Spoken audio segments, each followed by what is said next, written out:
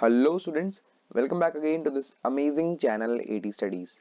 My name is Aditya और आज हम लोग लाए हैं बायोमोलिक्यूल्स का पार्ट 3 और इस लेक्चर के अंदर हम लोग कम्प्लीटली बायोमोलिक्यूल्स के कार्बोहाइड्रेट के बारे में बात करने वाले हैं जो कि हमारे पास एक मैक्रोमोलिक्यूल था। एनसीईआरटी में पॉलीसेकेराइड करके एक टॉपिक दे रखा है लेकिन वो एक ही पैराग्राफ है, उससे रिलेटेड कार्बोहाइड्रेट से रिलेटेड और इन्फॉर्मेशन भी आपको पता होनी चाहिए ताकि आपका जो प्रिपरेशन है मेडिकल एंट्रेंस के लिए वो और भी बूस्ट हो सके या फिर आप बोर्ड प्रिपरेशन भी कर रहे हैं तो आपको हेल्प मिल सके। सो स्टूडेंट्स, इस लेक्चर को बिल्कुल भी स्किप मत कीजिएगा क्योंकि ये लेक्चर अल्टीमेट बेस्ट लेक्चर होने वाला है, क्योंकि इस लेक्चर के बाद आपको कार्बोहाइड्रेट से रिलेटेड एक भी डाउट नहीं बचेगा। कार्बोहाइड्रेट सबसे सिंपल टॉपिक हो जाएगा और एकदम कंसेप्ट क्लियर हो जाएगा, मतलब मैं कह सकता हूँ। सो स्टूडेंट्स, बिना टाइम वेस्ट किए शुरू करते हैं अपने लेक्चर को। राइट, सो कार्बोहाइड्रेट्स की बात करते हैं। तो कार्बोहाइड्रेट्स की अगर मैं बात करूं तो कार्बोहाइड्रेट्स की एक ओल्ड डेफिनेशन हमारे पास थी और फिर बाद में एक न्यू डेफिनेशन हमारे पास आई। तो ओल्ड डेफिनेशन क्या थी? ओल्ड डेफिनेशन कहती थी कि कार्बोहाइड्रेट्स जो होते हैं वो हाइड्रेट्स ऑफ कार्बन होते हैं। राइट, हाइड्रेट्स ऑफ कार्बन होते हैं, यानी कार्बन के साथ जो पानी है वो चिपक जाता है। ठीक है, फॉर एग्जाम्पल यहाँ पे हमको बताया, जैसे कि यहाँ पे हमको दे रखा है दिस इज C6H12O6।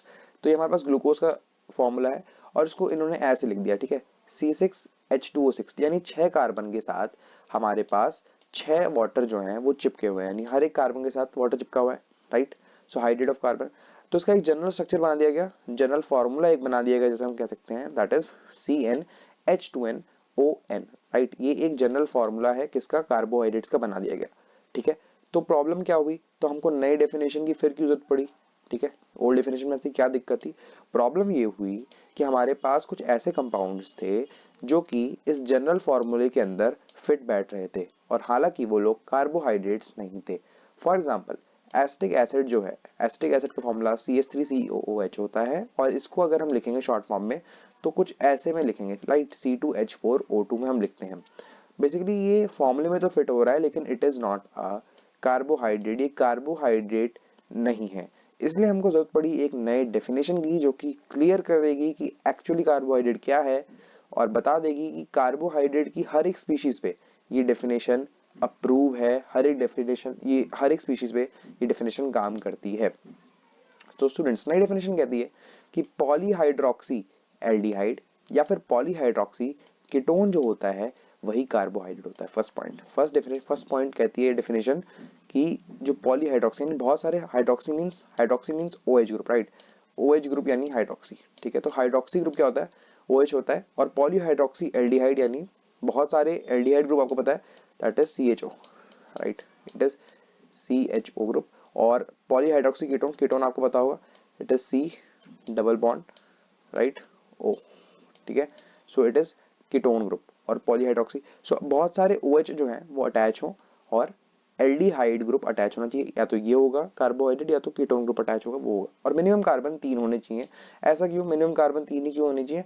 क्योंकि मिनिमम 2 हाइड्रोक्सी ग्रुप जो है वो तो होंगे ही, 2 हाइड्रोक्सी ग्रुप तो होंगे ही, क्योंकि पॉलीहाइड्रोक्सी बोला तो मिनिमम 2 हाइड्रोक्सी होंगे। मैं आपको बता दूं कि हाइड्रोक्सी जो है यानी OH ग्रुप है वो अलग अलग कार्बन से अटैच होना चाहिए। राइट, सेम कार्बन पे अटैच नहीं होना चाहिए। सो हमारे पास दो तो हाइड्रोक्सी ग्रुप वाले कार्बन होंगे और एक एल्डिहाइड जो होगा और कीटो ग्रुप का कार्बन होगा। ठीक है, एक जो कार्बन होगा किसका होगा? एल्डिहाइड कीटो ग्रुप का कार्बन होगा और दो किसके कार्बन होंगे? हाइड्रोक्सी ग्रुप के, मिनिमम 2 कार्बन होंगे। राइट, तो इसका जनरल स्ट्रक्चर हमारे पास है, जैसे कि ये हमारे पास है ग्लिसरल एल्डिहाइड, ग्लिसरल एल्डिहाइड है। और ये हमारे पास क्या है? DHA यानी डाई हाइड्रोक्सी एसीटोन, यानी 2 OH ग्रुप है इसलिए डाई हाइड्रोक्सी यहाँ पे लगा रखा है और ये एसीटोन का स्ट्रक्चर फॉर्म कर रहा है। राइट, तो बहुत दिक्कत की बात नहीं है। तो ये सबसे छोटा क्या है? दोनों कार्बोहाइड्रेट्स हैं, ग्लिसरल एल्डिहाइड भी कार्बोहाइड्रेट है और ये भी कार्बोहाइड्रेट है, बस फर्क दोनों के फंक्शनल ग्रुप में आ जाता है। राइट, अब हम पढ़ेंगे क्लासिफिकेशन ऑफ कार्बोहाइड्रेट्स। हमने बेसिक इंट्रोडक्शन की बात कर ली है, अब हम क्लासिफिकेशन ऑफ कार्बोहाइड्रेट्स की तरफ बढ़ते हैं। लेकिन इसके अंदर पढ़ेंगे क्या? क्लासिफिकेशन ऑफ कार्बोहाइड्रेट्स के अंदर हम देखेंगे on the basis of the functional group क्या क्लासिफिकेशन की गई है, on the basis of number of carbon क्या क्लासिफिकेशन की गई है, और फाइनल है on the basis of product of hydrolysis. इन तीनों बेसिस के बारे में हम लोग, इन तीनों के बेसिस पे हम लोग कार्बोहाइड्रेट को क्लासिफाई करने वाले हैं। सो बढ़ते हैं पहले बेसिस की तरफ, that is on the basis of the functional group. तो फंक्शनल ग्रुप यानी कौन सा फंक्शनल ग्रुप कार्बोहाइड्रेट के अंदर प्रेजेंट है, इसके बेसिस पे कार्बोहाइड्रेट को दो चीजों में डिवाइड कर रखा है, एक है एल्डोज और दूसरा है, राइट, जैसे कि आप दिख रहा है कीटोज, राइट। तो अब दोनों क्या है एक बार बात कर लेते हैं। सो एल्डिहाइडिक ग्रुप यानी एल्डोज, तो एल्डोज कार्बोहाइड्रेट कौन से होते हैं, जिनके अंदर एल्डिहाइड ग्रुप अटैच होता है, राइट। जैसे हमने डिसल्डिहाइड का भी एग्जांपल देखा था, ठीक है, तो वो क्या है, एक एल्डोज है, एल्डोज कार्बोहाइड्रेट है और ग्लूकोज भी इसका एग्जांपल हो सकता है।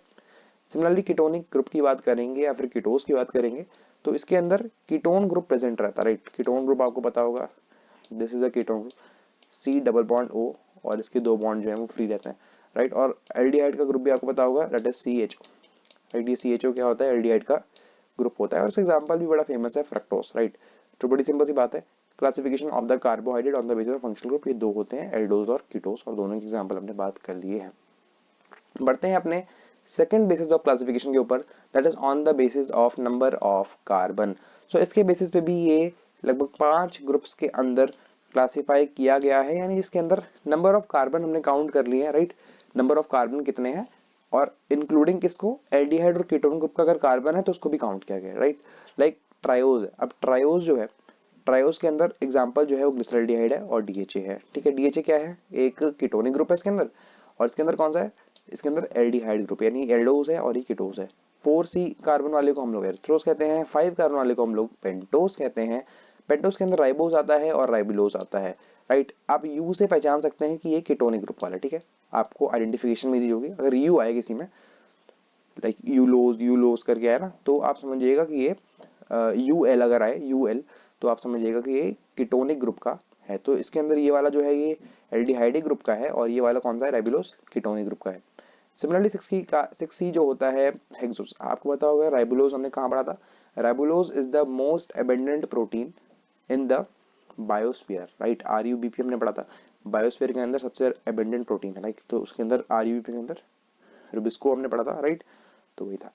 6 कार्बन वाले को हम लोग हेक्सोस कहते हैं, जिसके एग्जांपल हमको दे रखे हैं ग्लूकोज और फ्रक्टोज, और 7 कार्बन वाले को हम लोग सीडो, उसको हम लोग हेप्टोस कहते हैं और इसके एग्जांपल क्या है, सीडो हेप्टुलोज। अब देखिए यहाँ पर UL आ रहा है, तो आप समझ सकते हैं कि इसके अंदर कौन सा ग्रुप अटैच होगा, कीटोन ग्रुप अटैच होगा, यानी ये सीडो हेप्टुलोज एक कीटोज कार्बोहाइड्रेट है, राइट। क्लियर हो गया।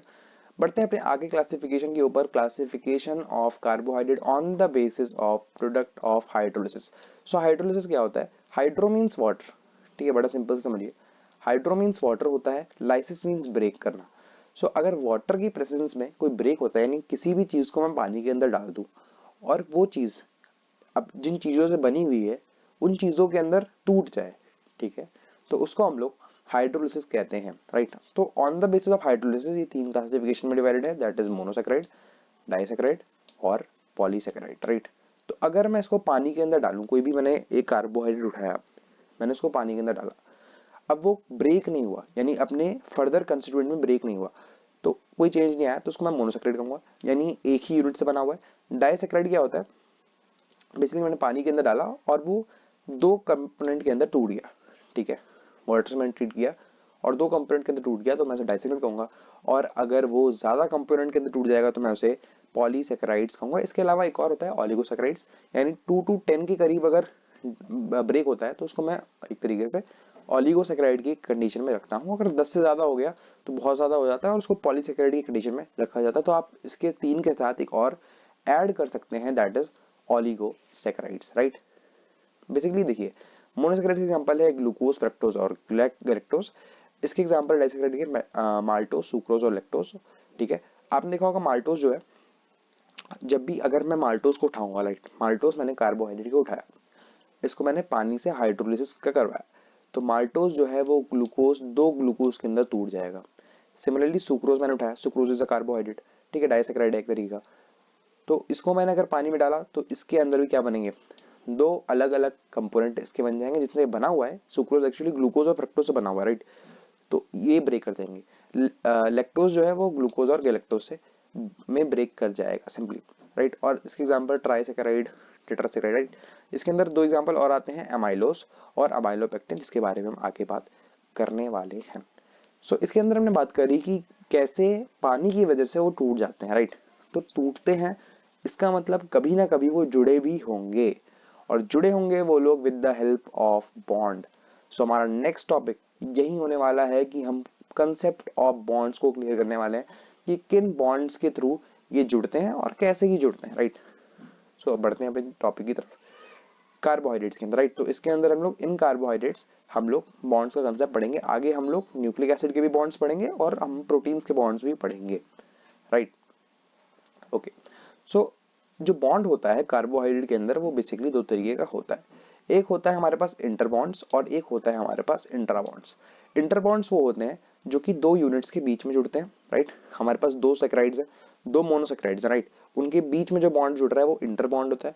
और अगर एक मेरे पास मोनोसैकराइड है उसी के अंदर बॉन्ड बन रहा है तो उसे मैं इंट्रा बॉन्ड कहता हूं। आइए समझते हैं इसको, इंट्रा बॉन्ड से समझते हैं। इंटर बॉन्ड समझाने से पहले मैं आपको कुछ चीजें बता दूं। जैसे मोनोसैकराइड जो होता है, जैसे हमने पढ़ा ग्लूकोज हो गया, फ्रक्टोज हो गया, राइट, गैलेक्टोज हो गया। मोनोसैकराइड जो होता है वो दो टाइप में एग्जिस्ट करता है, एल और डी टाइप। समझाएंगे क्या होता है। बेसिकली जो ज्यादा कॉमन टाइप होता है शुगर के अंदर वो डी टाइप का होता है, एक्सेप्ट फ्रक्टोज जो कि एल टाइप का माना जाता है। देखो एल टाइप और डी टाइप क्या होता है। जैसे कि अभी दो इमेज देख सकते हैं, राइट। एक आपके लेफ्ट साइड में एक इमेज है, एक आपकी स्क्रीन के राइट साइड में इमेज है, राइट। इस स्क्रीन में आप देखिए सबसे नीचे वाला जो कार्बन, ये एक मैंने ग्लूकोज का स्ट्रक्चर रखा है, दोनों में ग्लूकोज का स्ट्रक्चर है। दोनों में फर्क जो है आप देखेंगे वो OH ग्रुप्स में है, ठीक है। OH ग्रुप में फर्क, एक में हमारे पास जो थर्ड कार्बन है उसके अंदर OH ग्रुप राइट में है और बाकी कार्बन में OH ग्रुप लेफ्ट में है।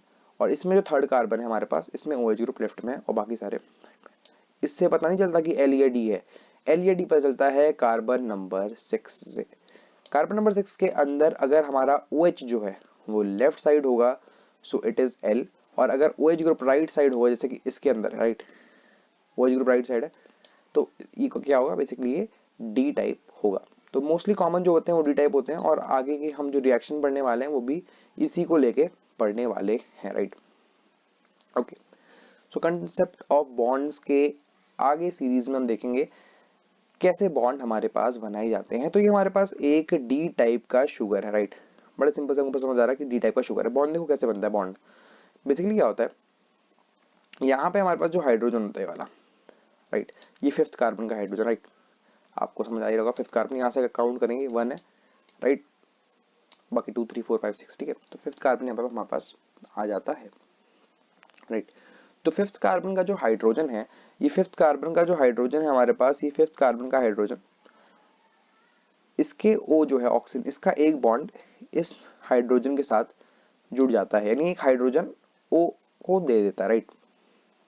तो जब ये O को अपना हाइड्रोजन दे देगा तो कार्बन के पास एक बॉन्ड कम हो जाएगा, ठीक है। तो कार्बन एक बॉन्ड अपना किससे बना लेगा, इस वाले O से कार्बन बॉन्ड बना लेगा, राइट। देखिए ये कुछ ऐसा होता है। तो यहाँ का जो हाइड्रोजन है, इधर का जो ये वाला हाइड्रोजन है, ये इस पे चला गया ऑक्सीजन पे, राइट। अब ऑक्सीजन को अपना एक बॉन्ड इसको देना पड़ेगा फिर, ठीक है। अब कार्बन के पास एक बॉन्ड कम हो गया तो कार्बन ने अपना बॉन्ड किससे बना लिया, यहाँ के ऑक्सीजन से। Very simple. तो ऐसा कुछ स्ट्रक्चर बन जाता है। और इसी स्ट्रक्चर को अगर हम साइक्लिक फॉर्म में देखेंगे तो साइकिल से देखो कैसे बनेगा। तो एक कार्बन ये है, एक कंपोनेंट ये है, 2 3 4 5, यानी हमारे पास 1 2 3 4 5 और 6, ठीक है।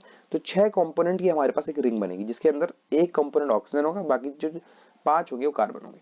तो आप देख सकते हैं इसमें एक ऑक्सीजन है और बाकी के जो 5 हैं, 1 2 3 4 और 5, ये कार्बन है, राइट। और इसी के साथ ये एसोसिएटेड है, जैसे ये CH2OH ग्रुप है, राइट।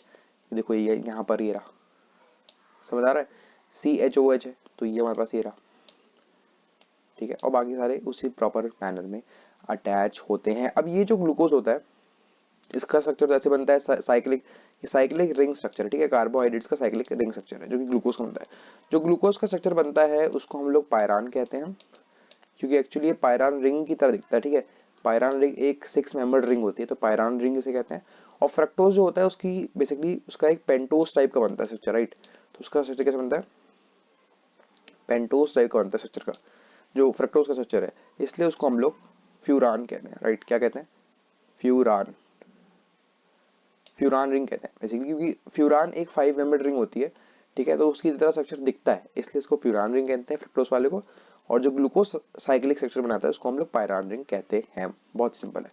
देखिए जैसे ग्लूकोज का है, आपको दिखाना है ग्लूकोज के दो स्ट्रक्चर है, राइट। सिमिलरली फ्रक्टोज के भी दो स्ट्रक्चर होते हैं। अब मैं आपको बताऊंगा स्ट्रक्चर याद कैसे करें। सो ग्लूकोज के दो स्ट्रक्चर होते हैं। आपको फर्क क्या दिख रहा होगा? आपको दोनों स्ट्रक्चर में फर्क यहाँ दिख रहा होगा।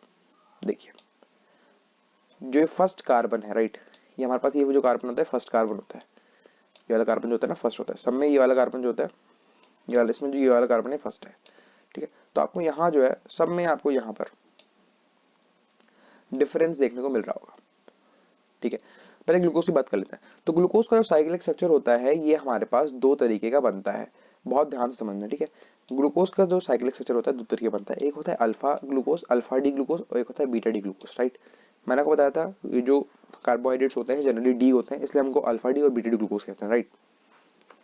अब हमारे पास जो अगेंस्ट द ट्रेंड होता है ग्लूकोज के केस में, जो अगेंस्ट द ट्रेंड होता है यानी एजी, अगेंस्ट द ट्रेंड, वो अल्फा होता है, और अलोंग द ट्रेंड होता है बीटा वाला। तो ए एल जो होता है वो बीटा वाला होता है। कैसे अगेंस्ट अलोंग आपको समझ नहीं आ रहा होगा तो मैं आपको बताता हूँ। देखो आप ऐसे साइकिल बनाएंगे, आप यहाँ से शुरू करेंगे CH2OH जो कि हम दोनों में कॉमन है। तो CH2OH H, फिर H ऊपर आ गया, OH नीचे आ गया, फिर OH ऊपर आ गया, H नीचे आ गया, फिर H ऊपर आ गया, OH नीचे आ गया। अब OH ऊपर आ गया, H नीचे आ गया, यानी ट्रेंड फॉलो हो रहा है, ठीक है। अल्टरनेट का जो ट्रेंड है वो फॉलो हो रहा है। अब ट्रेंड फॉलो हो रहा है इसलिए ये जो आपके पास ग्लूकोज की रिंग बना रखी है ये बीटा डी है, राइट। और इसके अंदर ट्रेंड देखो OH H, यहाँ पर H है, ये OH है, OH है, H है, H है, OH है, और वन पे क्या है फिर से H और OH कर दिया, यानी ट्रेंड जो है उसके अगेंस्ट आ गया। इसलिए ये वाला जो है हमारे पास है ये अल्फा हो जाएगा, राइट। तो ये अल्फा हो गया और ये बीटा हो गया। उल्टा होता है फ्रक्टोज के केस में, ध्यान रखिएगा। फ्रक्टोज के केस में उल्टा होता है। जो फ्रक्टोज के केस में अल्फा बीटा फ्रक्टोज होता है, तो अल्फा है और ये बीटा, इसमें भी दो बनते हैं, राइट। तो अल्फा जो इसमें बनता है वो अलोंग द ट्रेंड बनता है AL, और बीटा जो बनता है वो अगेंस्ट द ट्रेंड बनता है। तो मैं कैसे याद करता था? मैं बेसिकली सिर्फ एक ही याद कर लिया करता था, अल्फा ग्लूकोज के केस में अगेंस्ट होता है, फिर मेरे को पता रहता था कि उल्टा होता है, ठीक है।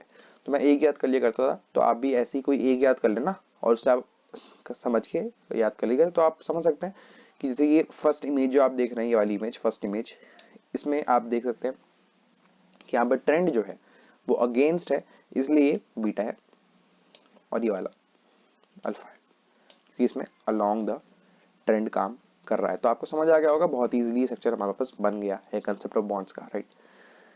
बढ़ते हैं अपने इंटर बॉन्ड्स की तरफ। तो हमने दो बॉन्ड्स पढ़े थे, एक होता है इंट्रा बॉन्ड्स और दूसरा होता है इंटर बॉन्ड्स। तो इंटर बॉन्ड्स हमने पढ़ लिया, अब हम पढ़ते हैं इंट्रा बॉन्ड्स के बारे में, राइट, या फिर ग्लाइकोसिडिक बॉन्ड जिसे हम कहते हैं, ग्लाइकोसिडिक लिंकेज जिसे कहते हैं, राइट। कुछ देर पहले हमने डायसैकेराइड्स के केस में इन तीनों के बारे में अभी पढ़ा था, राइट। इन तीनों के बारे में पढ़ा था, हमने देखा था माल्टोस ग्लूकोज ग्लूकोज से बनता है, सुक्रोज ग्लूकोज फ्रक्टोज से बनता है, और लैक्टोज जो होता है वो ग्लूकोज और गैलेक्टोज से बनता है, राइट। ग्लूकोज मैंने आपको बताया कि अब हम बॉन्ड पढ़ेंगे साइक्लिक की फॉर्म में, ठीक है। तो ग्लूकोज ग्लूकोज दो साइकिल्स हमारे पास है और उनके पीछे बॉन्ड बनेगा। देखो कैसे बनता है। तो यहाँ पे माल्टोस का फॉर्मेशन दिखा रखा है जिसके अंदर हमारे पास दो ग्लूकोज हमारे पास ले रखे हैं, ठीक है। एक ये ग्लूकोज है, एक ये ग्लूकोज है। दोनों के बीच में बॉन्ड कैसे बन रहा है? देखो इसका फर्स्ट कार्बन है और इसका 1 2 3 4 इसका फोर्थ कार्बन है, ठीक है। बेसिकली फिफ्थ कार्बन ये होता है, सिक्स कार्बन ये होता है, ठीक है। मैं आपको बता दूं 1 ये 2 होता है, ये 3 होता है, राइट। सो इसके अंदर बेसिकली यहाँ से H निकलता है और यहाँ से OH निकलता है और ये वाटर लेके निकल जाते हैं, राइट। और यहाँ पे इनके बीच में बॉन्ड बन जाता है। तो इनके बीच में बॉन्ड बनेगा क्योंकि ये दोनों अल्फा हैं। आप ध्यान से देखोगे तो ट्रेंड अगेंस्ट है, तो अल्फा होते हैं, दोनों अल्फा ग्लूकोज है, अल्फा डी ग्लूकोज है। तो इसका नाम जो होगा दैट इज अल्फा। बड़े ध्यान से देखिएगा 1 2 4 glycosidic linkage, 1 to 4 glycosidic linkage, right. इसका नाम ये होता है alpha 1 4 glycosidic linkage. Similarly sucrose और लैक्टोज के केस में भी ऐसे ही होता है, ओके। सो अब हम आ गए अपने लास्ट टॉपिक की तरफ। हमारा बॉन्ड्स भी खत्म हो गया है, हमने क्लासिफिकेशन भी पढ़ ली है, हमने नेचर ऑफ बॉन्ड्स पढ़ लिए हैं, हमने इंट्रो देख लिया है। फाइनली हम पॉलीसेकेराइड्स के बारे में कुछ कंसेप्चुअल बात करने वाले हैं, राइट। सो हमारे पास पॉलीसेकेराइड है, ठीक है। पॉलीसेकेराइड मैंने आपको बताया था 10 से ज्यादा। तो इसके अंदर दो आते हैं, बेसिकली अमाइलोज और अमाइलोपेक्टिन एक्चुअली कुछ है नहीं, स्ट्रक्चर जो बनते हैं ना ग्लूकोज के उसे ही कहते हैं। जैसे ग्लूकोज, हमारे पास बहुत सारे ग्लूकोज पड़े हुए हैं, ठीक है, बहुत सारे अल्फा ग्लूकोज पड़े हुए हैं, एक दूसरे से उन्होंने अल्फा 1,4 बॉन्ड बना लिया, समझ रहे हो, अल्फा 1,4 बॉन्ड बना लिया, बहुत सारे ग्लूकोज एक साथ जुड़े हुए हैं, तो ऐसे टाइप के स्ट्रक्चर को मैं अमाइलोज कहता हूँ। और अगर बहुत सारे ग्लूकोज पड़े हुए हैं, उन ग्लूकोज के बीच में अल्फा 1,4 बॉन्ड तो बन ही रहा है, साथ साथ अल्फा 1,6 बॉन्ड भी बन रहा है, यानी दो कार्बन है, जैसे मैं ये देखूं तो मेरे पास ऐसे दो स्ट्रक्चर है ना, तो किसी का फर्स्ट है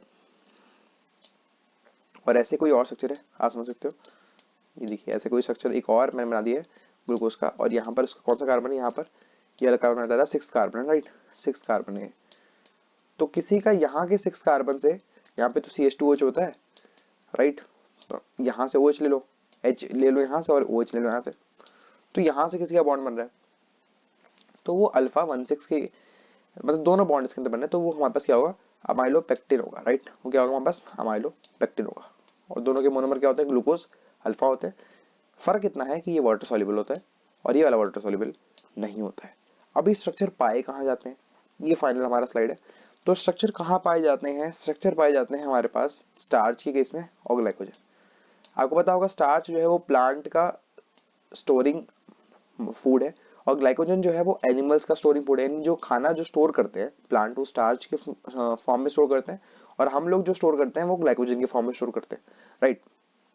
अगर मैं स्टार्च के स्ट्रक्चर को उठा के देखूं, राइट, स्टार्च की मैंने स्ट्रक्चर को उठा के देखा, तो मैं देखूंगा कि उसका 80% जो स्ट्रक्चर है वो अमाइलोपेक्टिन जैसा है, यानी उसके अंदर स्टार्च और ग्लाइकोजन दोनों बने होते हैं, किससे, ग्लूकोज से बने होते हैं, तो उसके 80% जो ग्लूकोज है वो दोनों बॉन्ड बनाएंगे 1,4 अल्फा और अल्फा 1,6, राइट, ठीक है, सिर्फ 20% जो है वो सिर्फ और सिर्फ अल्फा 1,4 बॉन्ड बनाते हैं। ग्लाइकोजन जो होते हैं उसका पूरा स्ट्रक्चर अमाइलोपेक्टिन की तरह होता है, यानी उसके अंदर जितने भी ग्लूकोज आपको दिखेंगे वो सारे दो दो बॉन्ड बनाएंगे, अल्फा 1,6 और अल्फा 1,4 दोनों बॉन्ड बनाएंगे, ठीक है। क्योंकि इसके अंदर अमाइलोज जो है वो 20% है, और अमाइलोज जो होता है वो वाटर सॉल्युबल होता है, और अमाइलोज इसमें स्लाइट है, इसलिए इसकी सॉल्युबिलिटी भी क्या है, स्लाइट है। और इसके अंदर तो इनसॉल्युबल है पूरा, क्योंकि हमें बताइए कि अमाइलोपेक्टिन जो होता है वो तो इनसॉल्युबल होता है वाटर के अंदर। ये लेस ब्रांच होता है एज कम्पेयर टू ग्लाइकोजन, ठीक है, इसके अंदर सिर्फ अल्फा 1,4 लिंकेज होती है और अल्फा 1,6 भी होती है थोड़ी बहुत, लेकिन इसके अंदर तो दोनों ही लिंकेजेस है, ठीक है, तो बहुत ज्यादा लिंकेज इसके अंदर हो जाती है, तो ये ज्यादा ब्रांच पाया जाता है। सो स्टूडेंट्स, यहाँ पर हमारा टॉपिक जो होता है खत्म होता है। अगर आपको लेक्चर पसंद आए तो इस वीडियो को जरूर लाइक कीजिएगा, इस चैनल को भी सब्सक्राइब कीजिएगा, ताकि आपको ऐसे आने वाले लेक्चर्स भी मिलते रहें, और बेल आइकन को दबाना तो बिल्कुल मत भूलिएगा। So students, thank you for watching my lecture and be healthy. आने वाले लेक्चर्स के अंदर हम लोग बात करेंगे प्रोटीन न्यूक्लिक एसिड्स के बारे में, और उससे नेक्स्ट लेक्चर के अंदर हम बात करेंगे एंजाइम्स के बारे में, जो कि हमारा लास्ट टॉपिक होने वाला है। सो स्टूडेंट्स, पढ़ाई करते रहिए, पढ़ाई करना कभी हमें छोड़िए, देखिए हमको रेगुलर पढ़ाई करती रहनी चाहिए, कंसिस्टेंसी मैंने आपको बताया था बहुत ही ज्यादा इंपॉर्टेंट होती है, ठीक है, ऐसा नहीं कि आज पढ़ाई किया फिर कल नहीं किया। सो आपको डेली अपना गोल बनाना है, डेली सेट करना है और उसे खत्म करना ही है, राइट। तो तभी आपका सिलेबस जो है वो कंप्लीट हो पाएगा और प्रॉपर आप रिवीजन पे भी फोकस कर पाओगे। So students, at last thank you for watching my video and be healthy, और सब्सक्राइब कर दिएगा। Thank you.